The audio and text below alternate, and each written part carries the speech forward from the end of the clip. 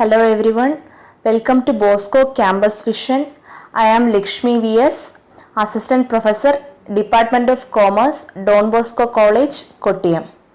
Okay, this is the second lecture on recovery and refund of income tax. In this lecture, we are going to study about income tax, recovery of tax and recovery provisions. Okay, now let us go through the meaning of income tax. Income tax is a tax that governments impose on income generated by businesses and individuals within their jurisdiction. And it is a most important direct tax. Okay, as the meaning suggests, it is a tax that the governments impose on income generated by businesses and individuals within their jurisdiction. അതായത് അവരുടെ ജൂറിസ്ഡിക്ഷനിൽ, ഓരോ ഗവൺമെൻറ്റിൻ്റെയും ജൂറിസ്ഡിക്ഷനിൽ വരുന്ന ബിസിനസ്സസിൻ്റെയോ ഇൻഡിവിജ്വൽസിൻ്റെയോ ഇൻകത്തിന്മേൽ government impose ചെയ്യുന്ന ടാക്സാണ് income tax എന്ന് പറയുന്നത്. And it is A most important direct tax. നമ്മൾ previous ലെക്ചറിൽ നമ്മൾ പഠിച്ചിരുന്നു ഡയറക്റ്റ് ടാക്സ് എന്താണെന്ന്. And income tax is a best example of direct tax. Okay, and the major governing acts and rules of income tax are Income Tax Act 1961, Income Tax Rules 1962, Finance Act passed by Parliament each year, notifications and circulars by Central Board of Direct Taxes, and judicial pronouncements by Supreme Court and High Courts. Okay, Income Tax Act 1961 അതാണ് ആദ്യത്തെ income ടാക്സിൻ്റെ source എന്ന് പറയുന്നത്. And the next one is income tax rules 1962 and finance act. ഓരോ വർഷവും പാർലമെൻറ്റിൽ finance act pass ചെയ്യുന്നുണ്ട്. According to that അതിൻ്റെ ബേസിസിൽ റേറ്റ്സ് ഒക്കെ ചേഞ്ച് ഒക്കെ വരാറുണ്ട്. And notifications and circulars by CBDT. Certain കേസസിൽ central board of direct taxes, apex authority in direct tax, അതാണ് CBDT. അപ്പോൾ അവർ ഇഷ്യൂ ചെയ്യുന്ന നോട്ടിഫിക്കേഷൻസിൻ്റെയും സർക്കുലേഴ്സിൻ്റെയും ബേസിലും ചെയ്യാറുണ്ട്. And judicial pronouncements by various courts such as supreme court and high courts. ഇതിൽ certain case laws ഒക്കെ form ചെയ്യാറുണ്ട്. ഓക്കെ, ഈ ജുഡീഷ്യൽ പ്രൊനൗൺസ്മെൻറ്റ്സ് വഴി സർട്ടൺ കേസ് ലോസ് ഒക്കെ വരാറുണ്ട്. അപ്പോൾ അതിൻ്റെയൊക്കെ ബേസിസിൽ അതും ഒരു സോഴ്സാണ് നമ്മളുടെ ഇൻകം ടാക്സിൻ്റെ. Okay, and recovery of tax where any amount payable by a person to the government under any of the provisions of the act or rules made thereunder is not paid, the proper officer shall proceed to recover the amount. Okay, ഇതാണ് നമ്മളുടെ recovery of tax വരുന്നേണ്ടത്. There will be a payable amount by persons under act or rules. ഒരു certain amount ആക്ട്സോ റൂൾസോ ഒക്കെ പ്രകാരം payable ആയിട്ടുണ്ടായിരിക്കും. And the assessee does not pays. ഈ ഒരാൾ ഈ എമൗണ്ട് പേ ചെയ്യുന്നില്ല. Then the proper officer will start certain procedures to recover the amount. അങ്ങനെ ഒരു കേസ് വന്നു കഴിഞ്ഞാൽ പ്രോപ്പർ ഓഫീസേഴ്സ് ഉണ്ട്. അവർ ഈ എമൗണ്ട്, ഈ പേ ചെയ്യേണ്ടുന്ന എമൗണ്ട് റിക്കവർ ചെയ്യാനായിട്ടുള്ള സർട്ടൺ പ്രൊസീജിയേഴ്സ് സ്റ്റാർട്ട് ചെയ്യും. Okay, recovery provisions. All the recovery provisions comes under Section 220 of the Income Tax Act 1961. Income Tax Act 1961-ൻ്റെ Section 220-ലാണ് റിക്കവറി റിലേറ്റഡ് പ്രൊവിഷൻസ് എല്ലാം വരുന്നത്. Okay, and the first section is Section 220 subsection 1. Section 220 subsection 1 provides that any amount otherwise than advance tax specified as per notice of demand issued under section 156 of the act shall be paid within 30 days from the service of said notice. അതായത് section 156 പ്രകാരം issue ചെയ്യുന്ന tax authorities അസസിക്ക് issue ചെയ്യുന്ന ഒരു notice of demand ഉണ്ട്. And in this notice of demand there will be a specified sum otherwise than advance tax and the assessee is liable to pay this amount within 30 days from the service of said notice. Notice കിട്ടി 30 ദിവസത്തിനകം ഇതിൽ specify ചെയ്തിരിക്കുന്ന some അത് assessee പേ ചെയ്തിരിക്കണം. Okay. And in certain cases, if the assessing officer has sufficient reason to believe that it will be detrimental to revenue if full period of 30 days is allowed, he may direct to pay the amount even earlier than 30 days. In case ഈ assessing officer 30 days payment period കൊടുത്തിരിക്കുന്നത് എന്തെങ്കിലും ഒരു reason കൊണ്ട് assessing ഓഫീസറിന് ബോധ്യപ്പെടുകയാണ് the allowing of 30 days is detrimental to revenue, അങ്ങനെ മനസ്സിലാക്കി കഴിഞ്ഞാൽ, അങ്ങനെ ഒരു ഇതുണ്ടായിക്കഴിഞ്ഞാൽ ഈ ഒരു assessing officer he may direct to pay the amount even earlier than 30 days, 30 ദിവസത്തിന് മുൻപ് തന്നെ ഈ എമൗണ്ട് പേ ചെയ്യാനായിട്ട് ഡയറക്റ്റ് ചെയ്യും. Okay, and if the assessee files an appeal against such a demand, it will be considered as the demand will be considered as valid till the disposal of the appeal by the last appellate authority. ഇനി ഈ ഒരു ഡിമാൻഡിനെതിരായിട്ട് assessee ഒരു appeal file ചെയ്യുകയാണ് എന്നുണ്ടെങ്കിൽ it will be considered as valid. നമ്മുടെ ആ demand ഉണ്ടല്ലോ, നമ്മളുടെ എമൗണ്ട് നമ്മൾ ഡിമാൻഡ് ചെയ്തില്ലായിരുന്നു, and that demand will be considered as valid. ആ ഡിമാൻഡാണ് വാലിഡായിട്ട് കൺസിഡർ ചെയ്യുന്നത് till the disposal of the appeal by the last appellate authority. നമ്മൾ ഈ നടത്തിയ, അതായത് ടാക്സ് അതോറിറ്റീസ് ഈ നടത്തിയ ഡിമാൻഡിന് എഗെയിൻസ്റ്റായിട്ട് അസസി ഒരു അപ്പീൽ കൊടുക്കുകയാണ്. സോ ഈ ഡിമാൻഡ്, ഈ ഒരു അപ്പീൽ നമ്മളുടെ last appellate authority dispose of ചെയ്യുന്നത് വരെയും നമ്മളുടെ ഡിമാൻഡ് വാലിഡ് ആണ്, അങ്ങനെയാണ് കൺസിഡർ ചെയ്യുന്നത്. Okay. And the next section is section 220 subsection 2. Section 220 subsection 2 provides that amount specified in notice of demand is not paid within 30 days. The assessee shall be liable to pay interest at the rate of 1% for every month or part of the month till the amount is paid. അപ്പോൾ കഴിഞ്ഞ section പ്രകാരം there will be an issue of a notice of demand.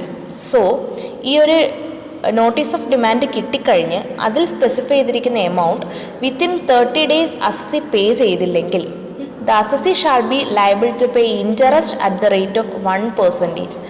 1% എന്ന നിരക്കിൽ interest കൊടുക്കേണ്ടതായിട്ട് വരും assessee for every month or part of the month till the amount is paid. Okay. And on an application made by the assessee before the expiry of the due date, the assessing officer may extend the time for payment. In case ഈ ഒരു due date, അതായത് ഈ 30 days കൊടുത്തിരിക്കുന്നത് തീരുന്നതിന് മുൻപ് assessee ഒരു application file ചെയ്യുകയാണ് എക്സ്റ്റൻഷന് വേണ്ടിയിട്ട്, ഈ പീരീഡിൻ്റെ എക്സ്റ്റൻഷന് വേണ്ടിയിട്ട് ഒരു ആപ്ലിക്കേഷൻ ഫയൽ ചെയ്യുകയാണ് എന്നുണ്ടെങ്കിൽ the assessing officer may extend the time for payment. Assessing officer ആ പേയ്മെൻറ്റ് നടത്താനുള്ള ടൈം പീരീഡ് എക്സ്റ്റെൻഡ് ചെയ്ത് കൊടുക്കും. Okay. In that case interest will be charge from the expiry of the date mentioned in notice. ആ ഒരു കേസിൽ നമ്മൾ ആ first section പ്രകാരം കൊടുക്കുന്ന നോട്ടീസ് ഓഫ് ഡിമാൻഡിൽ സ്പെസിഫൈ ചെയ്തിരിക്കുന്ന ആ ഒരു ഡേറ്റ് ഉണ്ടല്ലോ, ആ ഡേറ്റിൻ്റെ എക്സ്പയറിക്ക് ശേഷമുള്ള ദിവസം മുതൽ എക്സ്പയറിക്ക് ശേഷം ഇൻട്രസ്റ്റ് പേ ചെയ്യേണ്ടതായിട്ട് വരും assessee. Okay. Okay. When the amount of demand is reduced in appeal, interest shall be reduced accordingly and the excess interest if paid shall be refunded. അതായത് നമ്മൾ പറഞ്ഞിരുന്നു അസസി ഈ എമൗണ്ട് ഓഫ് ഈ ഒരു ഡിമാൻഡിന് എഗെയിൻസ്റ്റ് ആയിട്ട് അപ്പീലിന് പോകാം. ഇൻ കേസ് അപ്പീലിന് പോയിട്ട് എമൗണ്ട് ഓഫ് ഡിമാൻഡ് റെഡ്യൂസ് ചെയ്യപ്പെടുകയാണെങ്കിൽ interest should be reduced accordingly, അതിന് ആനുപാതികമായി ഇൻട്രസ്റ്റ് റെഡ്യൂസ് ചെയ്യപ്പെടണം. And the excess interest if paid, എന്തെങ്കിലും എക്സസ് ഇൻട്രസ്റ്റ് പേ ചെയ്തിട്ടുണ്ടെങ്കിൽ ഷാൾ ബി റീഫണ്ടഡ്, അത് റീഫണ്ട് അത് റീഫണ്ട് ചെയ്യുകയും വേണം.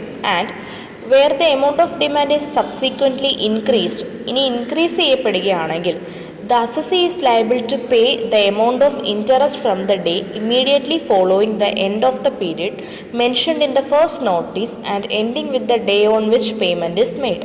ഇനി in case amount of demand increase ചെയ്യുകയാണെങ്കിൽ ഈ ഫസ്റ്റ് നോട്ടീസിൽ, അതായത് നോട്ടീസ് ഓഫ് ഡിമാൻഡിൽ പറഞ്ഞിരിക്കുന്ന ഒരു പേയ്മെൻറ്റ് പീരീഡ് കാണും. ആ പീരീഡിന് ശേഷം വരുന്ന, അതിനെ ഫോളോ ചെയ്ത് വരുന്ന ഡേ മുതലുള്ള ഇൻട്രസ്റ്റ് അസസി പേ ചെയ്തിരിക്കണം. ആൻഡ് ആ ഇൻട്രസ്റ്റിൻ്റെ പേയ്മെൻറ്റ് സ്റ്റോപ്പ് ആവുന്നത് എന്നാണോ നമ്മൾ പേയ്മെൻറ്റ് നടത്തുന്നത് അന്നായിരിക്കും. നമ്മൾ ഈ അസസി പേയ്മെൻറ്റ് നടത്തുന്ന അന്ന് ആ ഇൻട്രസ്റ്റിൻ്റെ പേയ്മെൻറ്റും സ്റ്റോപ്പ് ആവും. Okay. And in case interest is charged in the case of failure to deduct tax or collect tax at source or its payment under section 201 subsection 1a or under section 206 subsection 7, അതായത് interest charge ചെയ്യുന്നത് ഈ 3 കേസസിലാണെങ്കിൽ, and the cases are failure to deduct tax or collect tax at source or its payment, ഈ 3 കാര്യത്തിൻ്റെ പേരിലാണ് interest charge ചെയ്യുന്നതെങ്കിൽ അതിൻ്റെ relevant സെക്ഷൻസും പറഞ്ഞിട്ടുണ്ട്. No interest shall be charge for the same period under section 220 subsection 2, അതായത് 220 subsection 2 പ്രകാരം ഒരു ഇൻട്രസ്റ്റും അവിടെ ചാർജ് ചെയ്യാനായിട്ട് പാടില്ല. ഓക്കെ.